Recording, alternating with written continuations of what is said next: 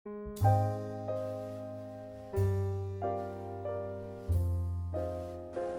के फर्स्ट पर आते हैं। उस ट्राइंगल के सेंट्रोइड के कोऑर्डिनेट्स फाइंड कीजिए जिसके शीर्ष 2,3,1, 2,0,5 और 4-1,3 है। तो लेट ABC भी या ट्राइंगल, हमने मान लिया है कि ABC एक ट्राइंगल है। A के कोऑर्डिनेट ये हैं, B के ये हैं, C के ये हैं। ये हमने लिख भी दिया है इनको मैथमेटिकली।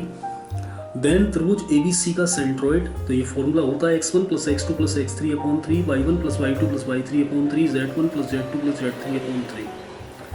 यहाँ x1, x2, x3 की वैल्यूज लगा दी हैं, तो ये आ जाएगा 8/3, 2/3 और 3 आंसर।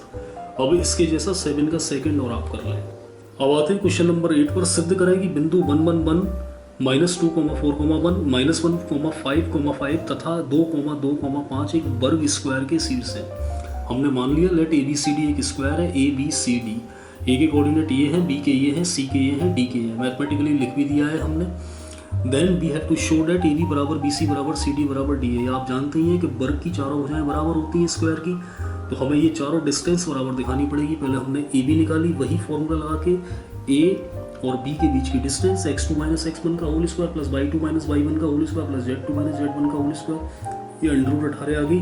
ऐसी CD निकाल ली, CD यानी C और D के बीच की डिस्टेंस √18। ऐसे ही BC निकाल ली, B और C के बीच की डिस्टेंस। ऐसे ही DA निकाल ली, D और A के बीच की डिस्टेंस। चारों बराबर आ गई √18, तो हमने लिख दिया चूंकि AB बराबर BC बराबर CD बराबर DA बराबर √18, हेंस ABCD भी स्क्वायर रूट। अब आते हैं क्वेश्चन नंबर 11 पर। किसी रेखा लाइन के दिक अनुपात DRs क्रमशः 2, 3, 4 तो उसकी दिक को जाए यानी DCs फाइंड कीजिए। बहुत अच्छा सवाल है कि हमें DRs दे रखे हैं यानी ABC की वैल्यू दे रखी है और हमें LMN निकालने हैं। नाउ वी नो डेट, हम फॉर्मूला जानते हैं L बराबर A/√A² + B² + C²। A की जगह 2 लगाया और यहाँ ABC की वैल्यू लगा दी, तो ये आ गया 2/√29। तो L का मान आ गया 2/√29। ऐसे ही M का मान, M का फॉर्मूला B/√A² + B² + C²। तो ये आ गया हमारा C की जगह, B की जगह हमने 3 लगाया और यहाँ ABC की वैल्यू लगा दी, तो ये 3/√29। ऐसे ही है N का formula C/√A² + B² + C²। C की जगह 4 लगाया और बाकी ABC की वैल्यू लगा दी इधर, तो 4/√29 यानी हेंस DC आ गए हमारे 2/√29, 3/√29, 4/√29। बहुत अच्छा सवाल है, यही आंसर है। मूल बिंदु ओरिजिन को 3, 4, 5 से मिलाने वाली सीधी रेखा के DCs फाइंड करिए। यानी मूल बिंदु ओरिजिन के हमें कोऑर्डिनेट्स क्या जानते हैं, क्या होते हैं। O बराबर 0,0,0 एंड लेट, हमने जो कोऑर्डिनेट हमें दे रखा है उसको A के बराबर मान लिया 3, 4, 5। तो हमें सबसे पहले OA निकालनी पड़ेगी, यानी मूल बिंदु से उस पॉइंट को मिलाने वाली रेखा की लंबाई हमें निकालनी पड़ेगी। तो हमने x2 - x1 का whole square plus y2 - y1 का whole square plus z2 - z1 का होल स्क्वायर, यहाँ से OA बराबर √50 आ जाएगा। और यहाँ तब सीधी रेखा OA के DCs आ जाएंगे हमारे x2 - x1/OA, y2 - y1/OA और z2 - z1/OA। तो यहाँ x2 - x1 की y2 - y1 की और z2 - z1 की वैल्यूज़ लगा दी और नीचे हमने OA की वैल्यूज़ लगा दी, तो ये हमारा आंसर आ गया। अब इसके जैसा आपको क्वेश्चन नंबर 13 और 14 कर लेना है। इसके बाद आते हैं क्वेश्चन नंबर 15 के फर्स्ट पर। उन दो रेखाओं के बीच का कोण फाइंड करें जिनके दिक अनुपात 1, -2, 1 और 4, 3 और 2 है। तो यहाँ हमें दिक अनुपात दे रखे हैं A1, B1, C1, A2, B2, C2। Formula हम जानते ही हैं कि थीटा बराबर होता है cos inverse A1 A2 + B1 B2 + C1 C2 upon √A1² + B1² + C1² √A2² + B2² + C2²। ये सभी मान हम लगा देंगे और हमारा cos इनवर्स 0 आ जाएगा, जिसकी वैल्यू होती है π/2 यानी थीटा बराबर π/2। आंसर आ गया। इसके जैसा 15 का सेकंड और 15 का थर्ड। क्वेश्चन नंबर 16 पर आते हैं। यदि एक रेखा x और y अक्षों की धनात्मक दिशाओं से क्रमशः π/4 तथा π/3 कोण बनाती है तो इसका z अक्ष से कोण ज्ञात कीजिए।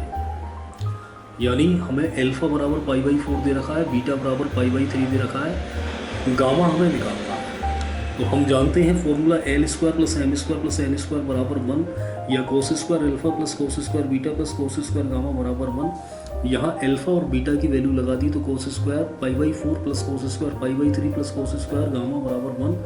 कोस पाई बाई 4 की वैल्यू 1/√2 होती है, इसका स्क्वायर करेंगे तो 1/2। कोस पाई बाई 3 की वैल्यू 1/2 होती है, 1/2 का स्क्वायर करेंगे तो 1/4 और ये एज इट इज है ही है बराबर 1। तो यहाँ से कोस स्क्वायर गामा बराबर इन दोनों को इधर ले जाएंगे तो दोनों नेगेटिव हो गए, एलसीएम लिया तो 1/4 आया। 1/4 प्लस माइनस 1/2 का होल स्क्वायर होता है। अगर हम टेक प्लस ले लें तो गामा बराबर पाई बाई 3 आ जाता है। अगर हम टेक नेगेटिव लेते हैं तो गामा बराबर 2 पाई बाई 3 आता है। तो गामा बराबर पाई बाई 3 या 2 पाई बाई 3 ये हमारा आंसर है। अब आते हैं क्वेश्चन नंबर 17 पर। बहुत अच्छा सवाल है, इंपॉर्टेंट है। यदि एक रेखा x, y, z अक्षों से अल्फा बीटा गामा कोण बनाती है तो सिद्ध करें कि sine square alpha plus sine square beta plus sine square gamma बराबर 2। सॉल्यूशन बी नो डेट हम जानते हैं L square plus M square plus N square बराबर 1 होता है, या cos square alpha plus cos square beta plus cos square gamma बराबर 1 होता है। इन कोस को सभी को साइन में चेंज कर दिया, यानी कोस स्क्वायर अल्फा हो गया 1 माइनस साइन स्क्वायर अल्फा, कोस square beta 1 minus sign square beta, कोस square gamma 1 minus sign square gamma बराबर 1। ये 1 उठा के इधर ले गई तो यहाँ से sign square alpha plus sine square beta plus sine square gamma बराबर 3 माइनस 1 बराबर 2, यानी sign square alpha plus sine square beta plus sine square gamma बराबर 2, और यही हमें सिद्ध करना था, प्रूव्ड। इसके बाद 22 के फर्स्ट पर आते हैं। पॉइंट 3,4, -7 तथा 7,-2,4 के बीच की डिस्टेंस फाइंड कीजिए। हमने मान लिया है इस वाले पॉइंट को P के कोऑर्डिनेट मान लिया, इस वाले पॉइंट को हमने Q के कोऑर्डिनेट मान लिया। तो हमें PQ निकालनी है, फॉर्मूला वही अप्लाई कर दिया, x2 माइनस x1 का whole square, y2 minus y1 का whole square plus z2 minus z1 का होल स्क्वायर। तो ये 4 का स्क्वायर प्लस माइनस 6 का स्क्वायर प्लस 11 का स्क्वायर कैलकुलेट कर लिया तो ये आ गया √173। यही हमारा आंसर है। अब इसके जैसे 22 का सेकंड और 22 का थर्ड आप जरूर कर लीजिएगा।